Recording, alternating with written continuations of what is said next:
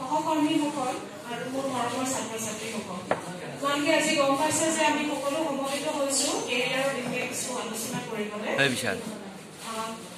Career বুলিলে কি বুজা? কেৰিয়াৰ হৈছে আমাৰ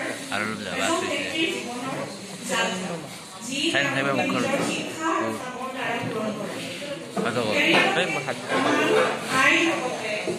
মোবাইল কথা আমাৰ জীৱনৰ উদ্দেশ্য গতিকে সঠিক কেৰিয়াৰ নিৰ্বাচন কৰিলে আমি সুখী হোৱাৰ লগতে আমাৰ জীৱন অৰ্থপূৰ্ণ কৰিব পাৰোঁ। আমি সেই সকলো দিশ চালি জাৰি চাই লৈ আমাৰ কেৰিয়াৰ নিৰ্বাচন কৰিব লাগে। আজিৰ যুগ হৈছে প্ৰতিযোগিতাৰ যুগ। সেয়ে আমি জীৱনত আগবাঢ়ি যাবলৈ সঠিক কেৰিয়াৰ নিৰ্বাচন কৰাটো অতি প্ৰয়োজনীয় হৈ পৰিছে। আজিৰ ছাত্ৰ ছাত্ৰী হৈছে কাইলৈ দেশৰ নাগৰিক আৰু মানৱ সম্পদ। সেই কেৰিয়াৰ কাউন্সিলিঙৰ এই মানৱ সম্পদ গঢ়াত সহায় কৰে। ই আমাক গুণগত আৰু সংখ্যাগত জ্ঞান কৌশল তথ্য আৰু অভিজ্ঞতাৰ পৰীক্ষা কৰি বিভিন্ন কেৰিয়াৰসমূহৰ বিষয়ে আমাক পৰিচয় কৰি দিয়ে। এটা সমীক্ষাত কোৱা হৈছে যে ভাৰতৰ ৯৩% ছাত্ৰ ছাত্ৰীয়ে 10 বা তাতোতকৈ কম কেৰিয়াৰৰ বিষয়ে অৱগত। আচলতে আজিৰ দিনত আমাৰ ভাৰতবৰ্ষত 250টা কেৰিয়াৰ অপশ্যন আছে। সেয়ে অসম চৰকাৰে ছাত্ৰ ছাত্ৰীৰ কেৰিয়াৰ গঢ়াৰ বাবে বিভিন্ন ব্যৱস্থা কৰিছে। বিভিন্ন কেৰিয়াৰ প্ৰগ্ৰেমৰ দ্বাৰা বিভিন্ন কলেজৰ পাঠ্যক্ৰম, মাচুল আৰু জলপানী বিষয়ে ইয়াৰ তথ্য দিছে। সেয়ে ইয়াৰ লগত সংগতি ৰাখি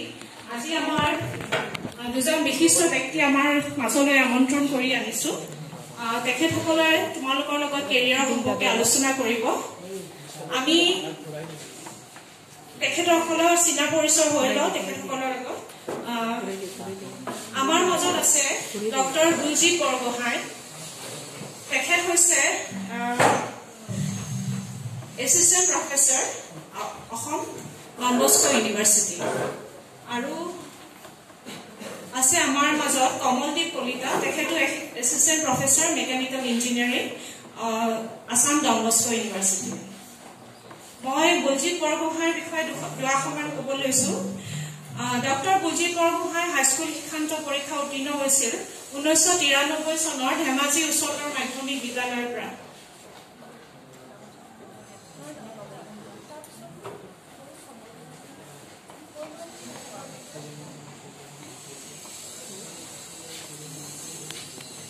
উচ্চতৰ মাধ্যমিক শিক্ষান্ত পৰীক্ষা উত্তীৰ্ণ হৈছিল 1995 চনৰ ধেমাজি মহাবিদ্যালয়ৰ পৰা। যোৰহাট অভিযান্ত্ৰিক মহাবিদ্যালয়ৰ পৰা 2000 চনত মেকানিকেল ইঞ্জিনিয়াৰিঙত অভিযান্ত্ৰিক ডিগ্ৰী লাভ কৰে। ইয়াৰ পিছত 2002 চনত তেজপুৰ বিশ্ববিদ্যালয়ৰ পৰা এমটেক ডিগ্ৰী লাভ কৰে। 2011 চনত IIT গুৱাহাটীৰ পৰা ভাৰতীয় প্ৰযুক্তিবিদ্যা প্ৰতিষ্ঠান গুৱাহাটীৰ পৰা PhD ডিগ্ৰী লাভ কৰে।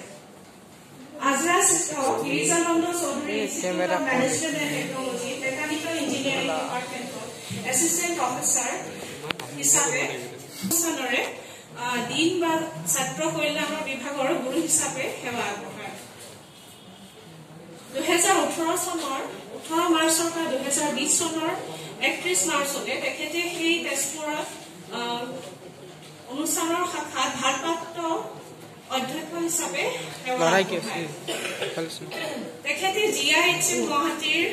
অধ্যক্ষ হিচাপে 2020 চনৰ 1 জুনৰ পৰা 2020 চনৰ 30 নৱেম্বৰলৈ কৰ্মসেৱা আগবঢ়ায়।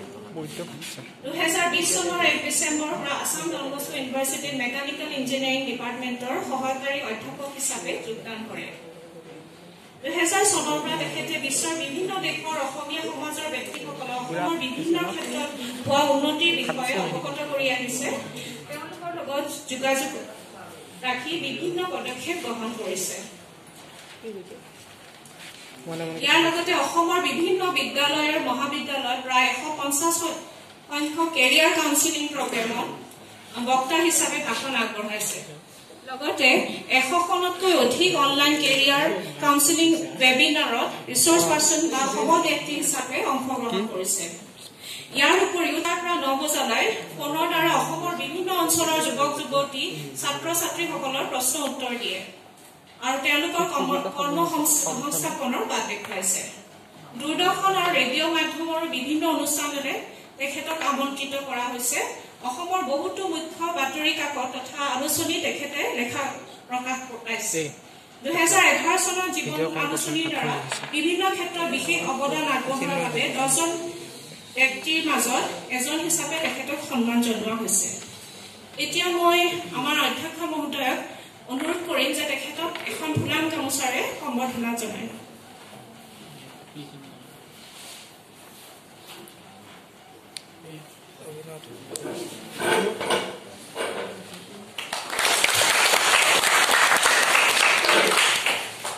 কমলদীপ কলিতাক সম্বৰ্ধনা জনাব বিনাপানী বাইদেউ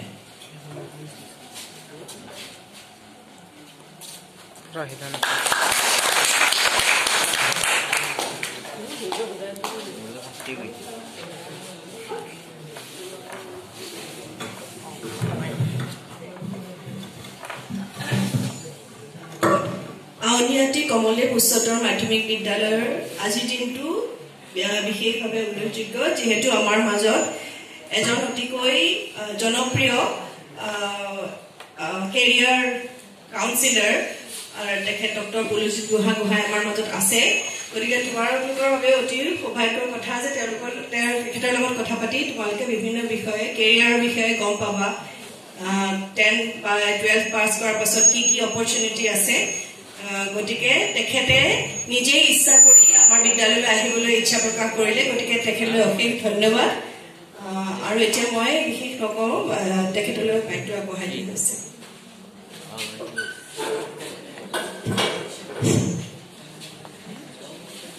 কোন প্ৰথমতে মই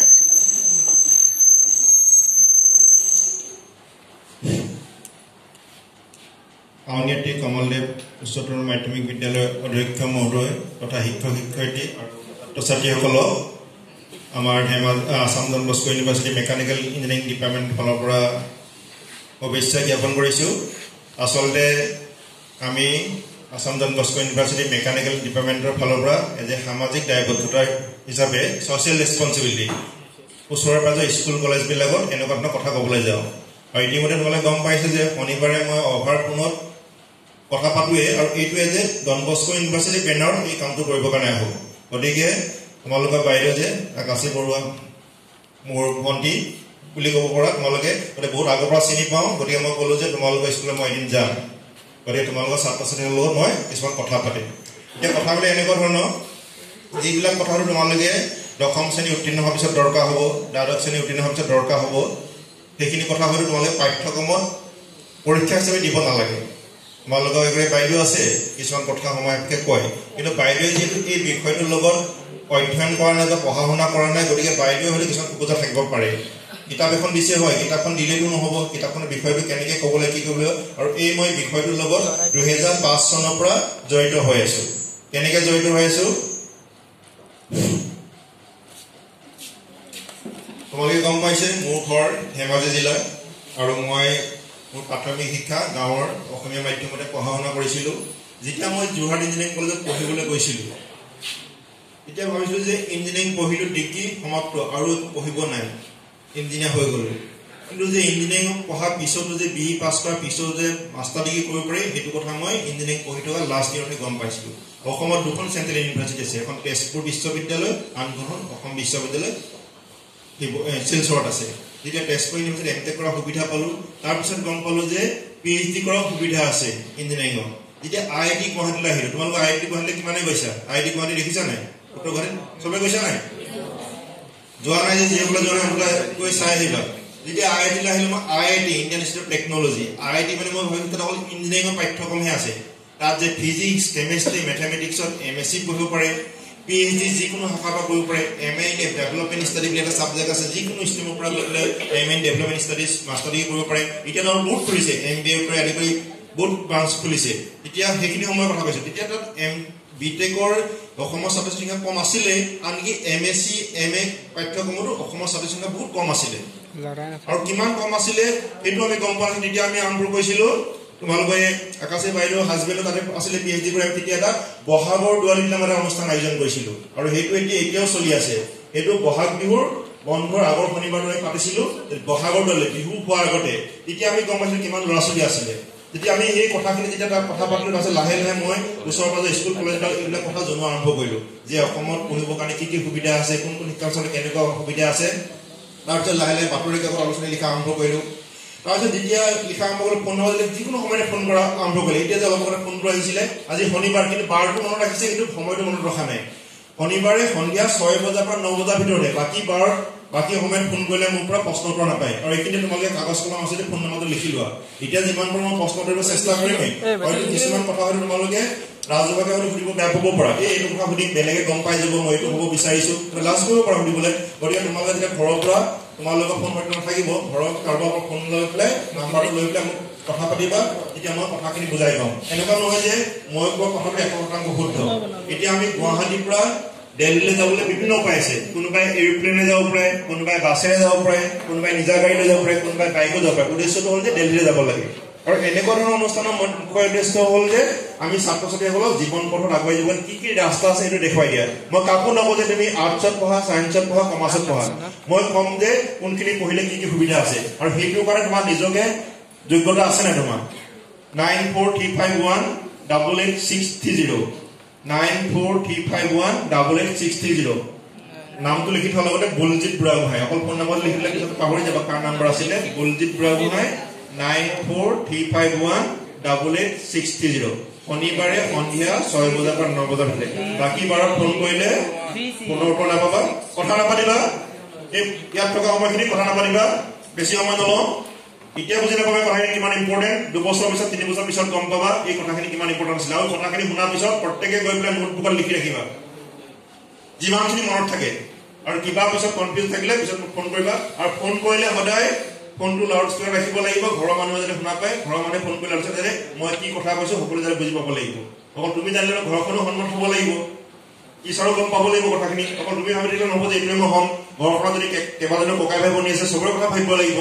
অপশ্যন ৰাখিব লাগিব আমি অকল এটাতে ধৰি থাকিলে নহ'ব 1 নম্বৰ নহ'লে মই 2 নম্বৰ চাব লাগিব 3 নম্বৰ এনেকুৱা নহয় যে মই 1 নম্বৰটো ভাবি আছিলো সেইটো নহ'লেও এই পৃথিৱীত মই নাথাকো তেনেকুৱা কথা নহয় প্ৰত্যেকতে কিছুমান সুবিধা থাকিব এতিয়া তোমালোকে অষ্টম শ্ৰেণীত থকা নৱম শ্ৰেণীত থকা দশম শ্ৰেণীত থকা যেতিয়া তোমালোকৰ দশম শ্ৰেণীৰ পৰীক্ষাৰ ৰিজাল্ট দিব ভাল নম্বৰ পালে এটা প্ৰচলিত ধাৰণা বিজ্ঞান শাখাত পঢ়িব লাগে ছায়েন্সত পঢ়িব লাগে কম নম্বৰ পাইছা আৰ্টছত নহ'লে কমাৰ্চত সেইটো অতি ভুল ধাৰণা ভাল নম্বৰ পোৱাৰ কাৰণে যে ছায়েন্সত পঢ়িব কম নম্বৰ পোৱাৰ কাৰণে যে আৰ্টছত বা কমাৰ্চত পঢ়িব সেইটো কথা নহয় প্ৰথমতে চাব লাগিব যে মই কোনবিলাক বিষয় ভালদৰে পৰিসীমাই বুজি পাইছিলো মোৰ কোনো সমস্যাৰ সৃষ্টি হোৱা নাছিলে অষ্টম নৱম দশম শ্ৰেণীত কোনোবা ইংৰাজী হ'ব পাৰে কাৰোবাৰ অসমীয়া হ'ব পাৰে কাৰোবাৰ গণিতো হ'ব পাৰে কাৰোবাৰ হিন্দী হ'ব পাৰে প্ৰত্যেকৰে বেলেগ বেলেগ কিছুমান থাকে ভাল লগা বিষয় আৰু কিন্তু পৰীক্ষা কিন্তু সকলো চাবজেক্ট পঢ়িব লাগিব পাছ কৰিব লাগিব কিন্তু তাৰ ভিতৰতে যে মইটোৱে ভাল লাগে মোৰ ইংৰাজী বিষয়টোৱে ভাল লাগে মোৰ অসমীয়াটোৱে ভাল লাগে হিন্দীটোৱে ভাল লাগে নাই বোলে মই সমাজ অধ্যয়নটো ভাল লাগে সেইটো প্ৰত্যেকে নিজে গম পাবা তাৰপিছত প্ৰত্যেকে আজৰি সময়ত কৰি ভাল পোৱা কাম আছে কোনোবাই খেলি ভাল পোৱা কোনোবাই নাচি ভাল পোৱা কোনোবাই গান গাই ভাল পোৱা কোনোবাই লেখা মেলা কৰি ভাল পোৱা কোনোবাই ঘৰখনকে সজাই মেলি ভাল পোৱা কোনোবাই গাৰ্ডেনিং কৰি ভাল পোৱা কোনোবাই ফুৰি ভাল পোৱা কোনোবাই কথা কৈ ভাল পোৱা কোনোবাই আড্ডা দি ভাল প্ৰত্যেকৰে কিবা নহয় কিবা আছে 24 ঘণ্টা কোনো পঢ়া শুনা কৰি থাকিব নালাগে দৰকাৰো নাই 24 ঘণ্টা পঢ়া শুনা কৰাটো ৰেগুলাৰকে পাঠ্যক্ৰমত যিখিনি দিছে ক্লাছ যিটো হয় নিয়মীয়াকৈ ৰুটিন পঢ়িলে হ'ল তাৰ বাহিৰে আমি নিজকে শাৰীৰিকভাৱে সুস্থ সবল কৰি ৰাখিব লাগিব স্বাস্থ্য যদি ঠিকে নাথাকে তেতিয়াহ'লে যিমান পঢ়া শুনা কৰিলেও মিছা হয় না হেল্থ ইজ ৱেল স্বাস্থ্যই পৰম সম্পদ স্বাস্থ্য যদি ঠিকে থাকে তুমি চব কৰিব পাৰিবা গতিকে স্বাস্থ্য ঠিকে থাকিব লাগিব গতিকে স্বাস্থ্য ঠিকে হ'ব আমি কি কৰিব লাগিব সময়ত খোৱা সেইটো কৰিব লাগিব খাদ্য প্ৰণালী ঠিকে থাকিব লাগিব কিবা যা যেনেকৈ সুবিধা হয় খেলা ধূলা ব্যায়াম যি যেনেকৈ কৰে মানে স্বাস্থ্যটো ভালে ৰাখিবৰ কাৰণে চেষ্টা কৰিলে তাৰপিছত মানসিকভাৱে সুস্থ সবল হৈ থাকিব লাগিব ঘৰখনত যদি অশান্তি হৈ থাকে তেতিয়াহ'লে ভালদৰে পঢ়া শুনাত মন দিব নোৱাৰিবা আৰু বৌদ্ধিকভাৱে বিকশিত হ'ব লাগিব এখন ভাল উপন্যাসেই হওক বা গল্পই হওক বা চিনেমাই হওক বা নাটকো হয় যা যেনেকৈ সুবিধা হয় সেইটো চাই পেলাই তুমি তোমাৰ ইণ্টেলেকচুৱেলি তুমি গ্ৰ'থ হ'ব লাগিব বুজি পাইছে মই কি ক'ব বিচাৰিছো গতিকে এনেকুৱা নহয় যে আৰু ঘৰখনক সহায় কৰিব লাগিব এনেকুৱা নহয় যে মই 9ত পঢ়িছো 10ত পঢ়িছো মই একো কাম বন নকৰো ঘৰখনকো সহায় কৰিব লাগিব গাঁওখনত কিবা এটা হ'লে তাতো ছাপোৰ্ট কৰিবলৈ সহায় এটা আগবঢ়াব লাগিব অকল পঢ়া শুনা কৰি আছো বুলি কয় মই এইবাৰ 10ত আছো মই পৰীক্ষা দিব লাগে মই সেইটো নহয় চবফালে আমি চাব লাগিব আৰু the word impossible I M possible impossible অসম্ভৱ বুলি একো কথা নাই কোনোবাই যে এজনকৈ ভাল এজনকৈ বেয়া কাৰোবাৰ লগত তুলনা কৰি পেলাই কৈছে এইজন ল'ৰা ভাল বেয়া তাৰমানে কৈছে আমুকতকৈ এজন ভাল পঢ়াত ভাল কিন্তু বেলেগ ফালে বেয়া গতিকে এইটো আচলতে তুলনা কাৰোলৈ কোনো কম্পেয়াৰ নহয় নবডি ইজ কম্পেয়াৰ এনিবডি কোনোবাই ভাল মানে কি কোনোবাই ভালকে পঢ়িছে কাৰণে ভাল নম্বৰ পাইছে কিতাপখনটো সবৰ কাৰণে একেই 24 ঘণ্টা সকলোৰে কাৰণে একেই কোনোবাই যদি ভালকে টাইম দিয়া নাই ৰিভিজন দিয়া নাই তেতিয়া ভালকে পৰীক্ষাত নম্বৰ পোৱা নাই কাৰোবাৰ কাৰণে বেলেগ নিয়ম আৰু দিনটো এসপ্তাহ সবৰ কাৰণে একেই হয় 24 ঘণ্টা এদিন সবৰ কাৰণে একেই হয় তোমালোকে কিমান সময় দিছা কিমান নাই দিয়া সেইটো তোমালোকৰ ওপৰত নিৰ্ভৰ আৰু পৃথিৱী আটাইতকৈ উজু কামটো হ'ল পঢ়া কামটো তাত উজু কাম আছে নেকি বা কিতাপত আছে স্কুললৈ আহিছা টিচাৰে পঢ়াই দিছে পৰীক্ষাত লিখিব লাগে ভালদৰে নম্বৰ পালা পাছ কৰিলা এন্ট্ৰেন্স পৰীক্ষা দিলা ইন্টাৰভিউ দিলা চাকৰি পালা বা নিজে কিবা এটা কাম কৰিলা তাত বৰ ইজি কাম একো নাই যেতিয়া পঢ়া শুনা কৰি শেষত যেতিয়া ভাবিব যে পঢ়ি থকা হেঁতেন ভাল আছিলে এতিয়া আমুকক পইচা দিব লাগে তামুকক পইচা দিব লাগে ইমান সমস্যা পইচা নহয় যিমান ইনকম কৰিলেও নোজোৰে গতিকে পঢ়া নিচিনা উজু কাম পৃথিৱীত একো নাই গতিকে পঢ়িবলৈ টাইম পাইছা এবাৰে লাইফত পাবা 10 পৰীক্ষা দিবৰ কাৰণে 11 দিবলৈ কাৰণে 12 দিবৰ কাৰণে যাতে ভালদৰে দিয়ে সেইটো কথা সকলোৱে যাতে মনত ৰাখা আৰু কৈছে কোনো কাৰো লগত তুলনা নহয় গতিকে তুমি এতিয়া তোমাৰ ভাল লগা বিষয় তোমাৰ হবিটো আৰু প্ৰত্যেক মানুহে কিছুমান ব্যক্তিত্ব বা চাৰিত্ৰিক বৈশিষ্ট্য থাকে ইন্ট্ৰোভাৰ্ট অন্তৰ্মুখী নিজকে লৈ ব্যস্ত থাকি ভাল লাগে এক্সট্ৰোভাৰ্ট বহিমুখী বেলেগলৈ মিলামেচা কৰি বেছি ভাল পায় কোনোবা তেনেকুৱা পঢ়া শুনা কৰি থাকি ভাল পায় বেলেগলৈ ইমান কথা বতৰা নাপাতে কোনোবাই হয়তো ছচিয়েল সমাজৰ কাৰণে কাম কৰি ভাল পায় এতিয়া বিদ্যালয়ত কিবা সৰস্বতী পূজা পাতিছে বিশ্বকৰ্মা পূজা পাতিছে নিজে আগবাঢ়ি যায় খেল ধেমালি হৈছে আগবাঢ়ি গৈ পেলাই কামটো কৰি ছেকেণ্ড মেচ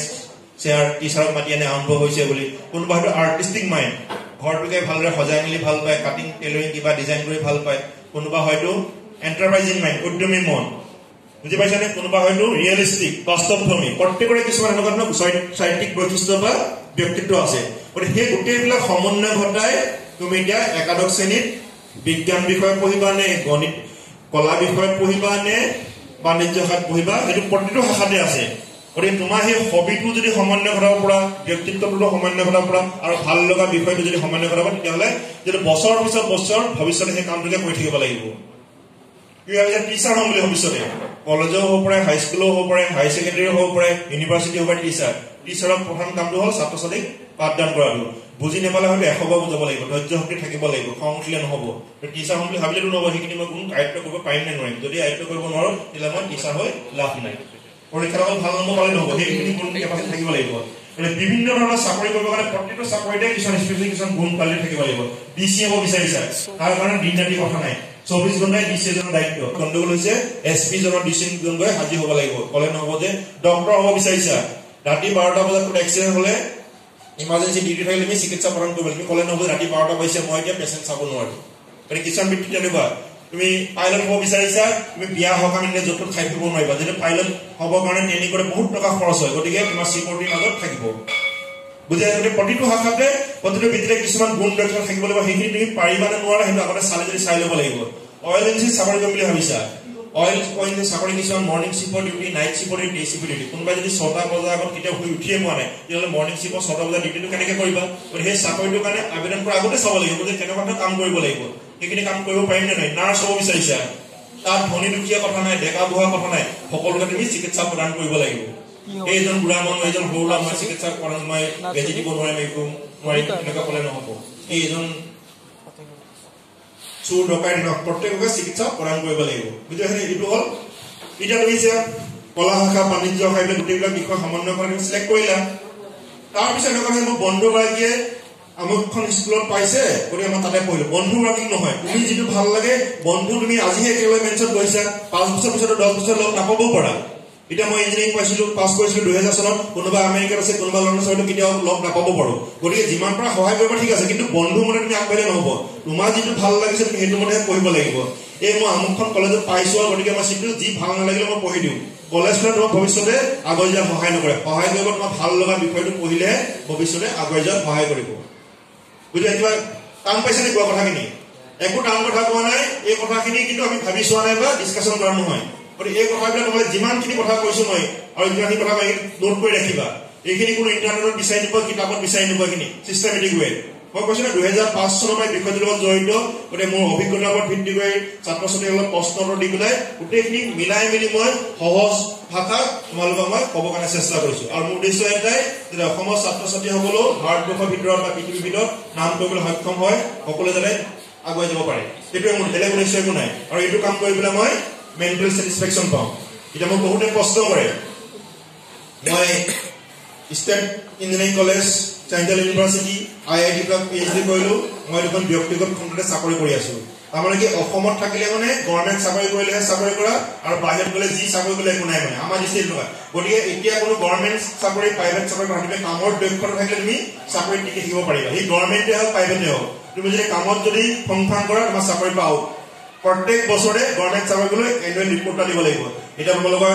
প্ৰিন্সিপাল বাইদেৱে টিচাৰসকলৰ এটা ৰিপৰ্ট দিয়ে সেইদৰে যিকোনো অফিচৰ বছজনে এটা ৰিপৰ্ট দিয়ে হেড ওপৰৰ অফিচাৰজনক যে এনেকুৱা ধৰণৰ কামৰ ক্ষতি নাই এতিয়া মই HOD হিচাপে মই ডিপাৰ্টমেণ্টৰ বাকী কেইজনে এটা ৰিপৰ্ট দিওঁ প্ৰিন্সিপালে দিয়ে HR ডাইৰেক্টৰ গতিকে তুমি কাম ভালদৰে কৰিব লাগিব তেতিয়া তুমি থাকিব পাৰিবা গতিকে এতিয়া আৰু আগৰ দিনৰ নিচিনা নহয় যে গভৰ্ণমেণ্ট চাকৰি এটা পাইছো লাইফ লং পেঞ্চন পাই থাকিম তেনেকুৱা ধৰণৰ কথা নাই গতিকে কাম কৰিব লাগিব কামত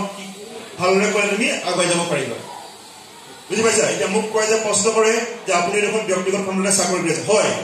অসমৰ বাহিৰত গৈ পেলাই মই ইয়াতকৈ 10 গুণ দৰমহা বেছি পালোহেঁতেন মই এইটো কাৰণে মোৰ উদাহৰণ দিছোঁ তোমালোকক মানে তোমালোকে এইটো কাৰণে চাব লাগিব যে প্ৰথমতে ভাবিব লাগিব যে কোনো চৰকাৰে কেতিয়াও 100% নিবনুৱা সমস্যা চৰকাৰী চাকৰি সমাধান কৰিব নোৱাৰে প্ৰত্যেক বছৰে 1 লাখকে দিলেও গতিকে আমি চৰকাৰীয়ে হওক বেচৰকাৰী হওক সকলোতকৈ উত্তম হ'ল স্বনিৰ্ভৰশীল নিজে সংস্থাপিত হোৱাৰ লগতে আন 10জনকো সংস্থাপিত কৰিব পৰা যায় বুজি পাইছানে মই কি ক'ব বিচাৰিছোঁ নিজে কিবা এটা কৰিলে তাত কোনো দিন ৰাতি কথা নাই চানডে মানডে কথা নাই তোমাৰ নিজৰ ইচ্ছামতে কাম কৰিছা যিমানে কাম কৰিবা সিমানে ইনকম কৰিব পাৰিবা আজিৰ যুগত এজন চৰকাৰী চাকৰি আনকি BC এজন যদি সৎপথত থাকে তেতিয়া সচ্ছল জীৱন যাপন কৰা সম্ভৱ হৈ নাই যিমান বয় বস্তুৰ দাম বাঢ়িছে গতিকে পেৰেলি এজন BC হলো পেৰেলি কিন্তু স্বনিৰ্ভৰশীলৰ দিশে কিছুমান কাম কৰিব লাগিব উপাৰ্জনৰ পথ উলিয়াব লাগিব আনকি পঢ়া টাইমতো তোমালোকে উপাৰ্জনৰ পথ উলিয়াব পাৰে কোনোবাই যদি ভালদৰে লিখা মেলা কৰা তোমাৰ যদি গল্পই হওক বা প্ৰবন্ধই বাতৰি কাকত প্ৰকাশ হয় কিছুমান বাতৰি কাকতে তোমাক এটা মাননি দিব তোমাৰ যদি ৰেডিঅ' যদি তোমাৰ যদি গল্প বা কবিতা যদি প্ৰচাৰ হয় তাত পইচা পাবা বুজি পাইছা মই কি ক'ব বিচাৰিছোঁ তাৰমানে কি হ'ল পঢ়ি থকা টাইমত এতিয়া যদি তোমালোকে ঘৰ সকলো ওচৰ পাজৰ ঘৰ তোমালোকে 20 জলকীয়া গুটি গছজোপা যদি লগাই লোৱা 20 টকা তিনিটা নে কিমান দিয়ে সেইটোৰ পৰা বছৰে তুমি 20,000 টকা ইনকম কৰিব পাৰা কথাটো কৈছে মানে কামৰ কোনো সৰু নাই কাম কৰিব লাজ কৰিব নালাগে সেইটো চাব লাগিব এতিয়া COVID-19 আমাক বহুত কথা শিকালে বহুতে অসমত কাম কৰিবলৈ লাজ কৰাৰ কাৰণে বা আমি আমাৰ দৃষ্টিত সৰু কাম কাৰণে বহুতে বাহিৰত কাম কৰিব গৈছে আৰু বহুতে সেইখিনি সময়তে ঘূৰি আহিলে অসমতে নিজৰ নিজৰ অঞ্চলত কিছুমান কাম কৰিবলৈ আগবাঢ়ি আহিছে গতিকে আমি ভাবিব লাগিব যে কামৰ কোনো সৰু নাই কাম কৰিবলৈ কোনো লাজ কৰিব নালাগে তেতিয়া আমি সকলোৱে দুপে আগুৱাই যাব পাৰিম বুজি পাইছানে বেলেগে যদি আহি কৰিব পাৰিছে কাম অসমত বাহিৰৰ ৰাজ্যৰ পৰা আমি নিজে কিয় নোৱাৰিম আমাৰ ৰাজ্যখন থাকি পেলাই পইচাটো এনেই ওপৰতে নাহে বুজি পাইছে কি ক'ব বিচাৰিছোঁ মই গতিকে সেইখিনি কথা এতিয়া মই এতিয়া মোক আপুনি এজনে প্ৰশ্ন কৰিছিল এই কথাটো লৈ পেলাই যে আপুনি ব্যক্তিগত খণ্ডত চাকৰি কৰিছে আপুনি দেখোন ল'ৰা ছোৱালী এনেকুৱা পৰামৰ্শ দিয়ে আপোনাৰ দেখোন কেৰিয়াৰটো ভাল নহয় এতিয়া মই তেতিয়া কৈছিলোঁ যে হয় মই অসমৰ বাহিৰত গৈ পেলাই 10 গুণ দৰমহা হয়তো ৰাতিপুৱাই ওলাই গ'লে ৰাতি 10টা বজাত সোমালোঁ যেতিয়া মই অসমত থাকি পেলাই মই যিটো কাম কৰি পেলাই যদি মেণ্টেল ছেটিছফেকশ্যন পাইছোঁ এতিয়া কথাটো হ'ল যে তই যি কামে কৰা নিজে যদি সন্তুষ্টি লাভ কৰা তেতিয়াহ'লে সেই কামটোহে কৰা উচিত বুজি পাইছানে যি কামে কোৱা মানে বেলেগে কিবা কথা ক'লে এখন কাণে শুনি দিয়ে ঘৰৰ লগত ডিছকাশ্যন কৰা টিচাৰৰ সিদ্ধান্ত লোৱা তাৰপিছত ফাইনেল কিছুমানে তোমাক এইটোহে পঢ়িলা নেকি এইটো কিয় নপঢ়িলা কিন্তু কিটো হ'ব লাগে 100% তাৰে উত্তৰটো কিন্তু কোনো দিব নোৱাৰে গতিকে কিছুমানে ক'ব লাগে কথাটো কৈ দিয়ে বুজি পাইছা এতিয়া তোমালোকে বিজ্ঞান শাখা কলা শাখা বাণিজ্য শাখা তোমালোকৰ এতিয়া 8ম 9ম 10ম শ্ৰেণীৰ ওপৰত ভিত্তি কৰি পেলাই ভাল লগা বিষয় তোমাৰ হবি ব্যক্তিত্ব এইবিলাক মিলাই পেলাই তুমি এতিয়া একাদশ শ্ৰেণীৰ ছাবজেক্ট নিৰ্বাচন কৰিব লাগিব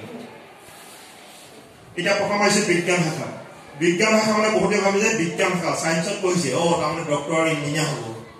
বিজ্ঞান শাখাত পঢ়া মানে অকল চিকিৎসা বিজ্ঞান আৰু অভিযান্ত্ৰিক শাখা নহয় তাৰ বাহিৰে বহু শাখা আছে আৰু চিকিৎসা বিজ্ঞান মানে MBBS নহয় MBBS পাঠ্যক্ৰম BDS আছে আয়ুৰ্বেদিক আছে হোমিওপেথিক আছে nursing NNM DNM BSc nursing pharmacy diploma degree paramedical কোৰ্চেছ laboratory technician physiotherapist এনেকৈ পেৰামেডিকেলে প্ৰায় 15টা মান শাখা আছে সেইদৰে পৰোক্ষভাৱে জড়িত অপটিমিটি যিটো চশমা আমি বনাব যাওঁতে চশমা লৈ অপটিমিটিভ বেকগ্ৰাউণ্ডৰ মানুহ তাৰপিছত মেডিকেল ৰিপ্ৰেজেণ্টেটিভ তাৰপৰা হস্পিটেলখন চলাবৰ কাৰণে হস্পিটেল মেনেজমেণ্ট পাঠ্যক্ৰম আছে গতিকে চিকিৎসা বিজ্ঞানৰ লগত জড়িত প্ৰায়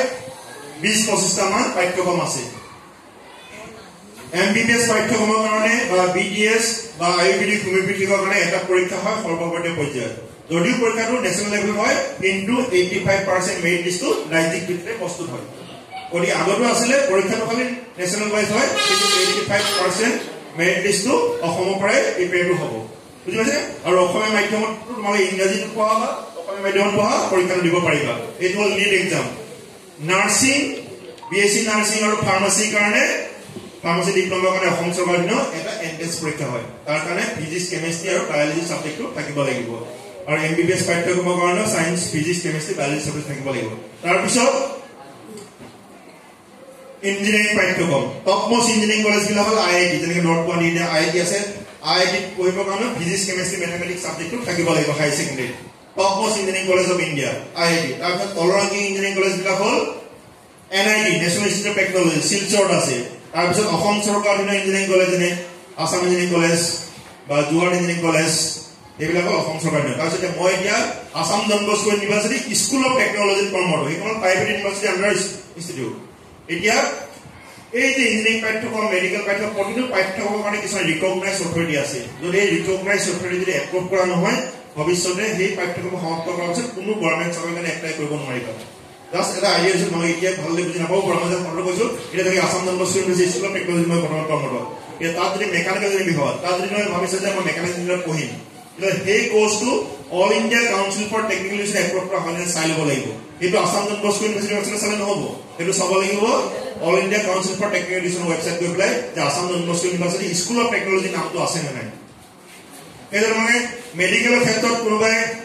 মাজে মাজে তোমালোকে যদি বাতৰি কাকত পোৱা দেখা যায় Jorhat medical college Dibrugarh medical কলেজত মেডিকেল কাউন্সিল অফ ইণ্ডিয়াৰ টিম আহিছে তাৰ স্বীকৃতি বাতিল হ'ব পাৰে বুলি তাৰমানে কি তাৰ ৰিকোয়াৰ্ড নম্বৰ অফ টিচাৰ আছে নাই লেব ফেচিলিটি আছে নাই এইবিলাকৰ ভিত্তিত ৰিকগনিশ্যনটো দিয়ে এতিয়া মেডিকেল কমিশন হৈছে আগতে আছিল মেডিকেল কাউন্সিল অফ ইণ্ডিয়া মানে প্ৰতিটো পাঠ্যক্ৰমৰ এটা ৰিকগনাইজ অথৰিটি থাকে এই অথৰিটিয়ে যদি এপ্ৰুভ কৰা নহয় তেতিয়াহ'লে সেই পাঠ্যক্ৰমটো সমাপ্ত কৰাৰ পিছত কোনো গভৰ্ণমেণ্ট চাকৰিৰ এপ্লাই কৰিব নোৱাৰিবা অসমত এখন এগ্ৰিকালচাৰ ইউনিভাৰ্চিটি আছে এই এগ্ৰিকালচাৰ ইউনিভাৰ্চিটিত কি কি পাঠ্যক্ৰম পঢ়িব পাৰি BSc community science horticulture sericulture fishery science and veterinary science এইবিলাক হ'ল কৃষি বিশ্ববিদ্যালয়ৰ অধীনৰ পাঠ্যক্ৰম আৰু এই পাঠ্যক্ৰমবিলাকৰ কাৰণে এটা এন্ট্ৰেন্স পৰীক্ষা দিব লাগে তাৰপিছত কোনোবাই physics chemistry mathematics botany zoology এইবিলাক বিএসসি কৰিব পৰা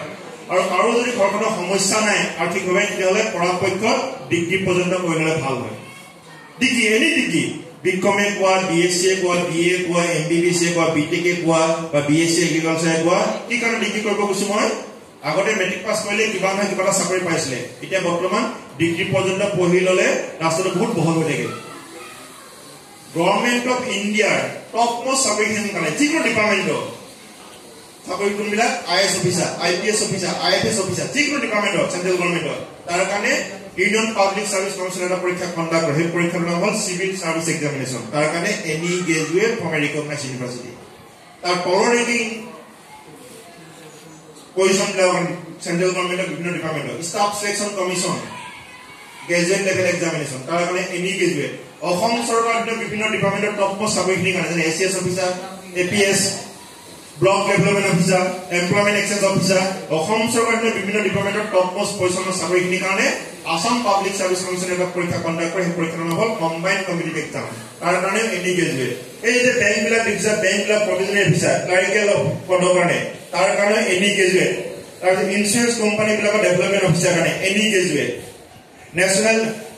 combined defence service exam any graduate army সেকশ্যনৰ কাৰণে আৰু এয়াৰ ফ'ৰ্চৰ নেভি সেকশ্যনৰ কাৰণে ইঞ্জিনিয়াৰিং বেকগ্ৰাউণ্ড বা সায়েন্স বেকগ্ৰাউণ্ডৰ ডিগ্ৰী হ'ব লাগে সেইকাৰণে চোৱা এনি গ্ৰেজুৱেট হোৱাৰ পিছত প্ৰায় 20টামান প্ৰতিযোগিতামূলক পৰীক্ষাত অৱতীৰ্ণ হ'ব পাৰি তাৰপিছত চাকৰি পাব পৰা গতিকে মই কৈছো পৰাপক্ষত যদি ঘৰখনৰ আৰ্থিকভাৱে কোনো সমস্যা নাই তেতিয়াহ'লে ডিগ্ৰী পৰ্যন্ত কৰি ল'লে ভাল হয় তাৰ বোলে নাই বোলে মই মেট্ৰিক পাছ কৰাৰ পিছতে সোনকালে ইনকাম কৰিব লাগে ঘৰখনৰ আৰ্থিকভাৱে মই সচ্ছল নহয় মেট্ৰিক পাছ কৰাৰ পিছতে কিছুমান পাঠ্যক্ৰম আছে আনকি মেট্ৰিক পাছ নকৰিলেও কিছুমান পাঠ্যক্ৰম আছে অষ্টম শ্ৰেণী উত্তীৰ্ণ হ'লেও ৱেল্ডাৰ ৱেৰমেন এনেকুৱা পাঠ্যক্ৰম উদ্যোগিক প্ৰশিক্ষণ প্ৰতিষ্ঠান ITI বিলাকত আছে এইদৰে এবছৰীয়া দুবছৰীয়া পাঠ্যক্ৰম মেচিনিষ্ট ৱেল্ডাৰ সুইং টেকনলজি হস্পিটেলজি এনেকুৱা পাঠ্যক্ৰম ITI বিলাকত আছে এইবিলাক এবছৰীয়া বা দুবছৰীয়া পাঠ্যক্ৰম এতিয়া যদি ৱেল্ডিং এখন দোকানত যোৱা এইখন ফ্ৰেমটো বনাবৰ কাৰণে বা লোহাৰৰ গেট এখন বনাবৰ কাৰণে এমাহৰ আগত মই বস্তুটো কমপ্লিট কৰি দিব নোৱাৰিম বুলি কয় ৱেল্ডিং ল'ৰাটো এনিটাইম জ্বলিয়ে থাকে কোনোবা হয়তো মাষ্টাৰ ডিগ্ৰী PhD কৰি ঘৰতে বহি আছে আৰু এই ৱেল্ডাৰজনে হয়তো মেট্ৰিক পাছ নকৰাকে আৰু 10 জনক হয়তো 10,000 20,000 টকা দৰমহা দি পেলাই চাকৰি নিযুক্তি দিছে বুজি পাইছা মই কি ক'ব বিচাৰিছো বিহু টাইমত পূজা টাইমত ঈদৰ টাইমত যদি দৰ্জী এজনৰ ওচৰলৈ যোৱা ব্লাউজ এটা বা কিবা এখন চিলাবৰ কাৰণে ক'ব যে মই এসপ্তাহ আগত দিব নোৱাৰিম ব্লাউজটো ডিজাইন কৰি চিলাই দিলে 600 নে 700 টকা লয় কিমান সময় লাগে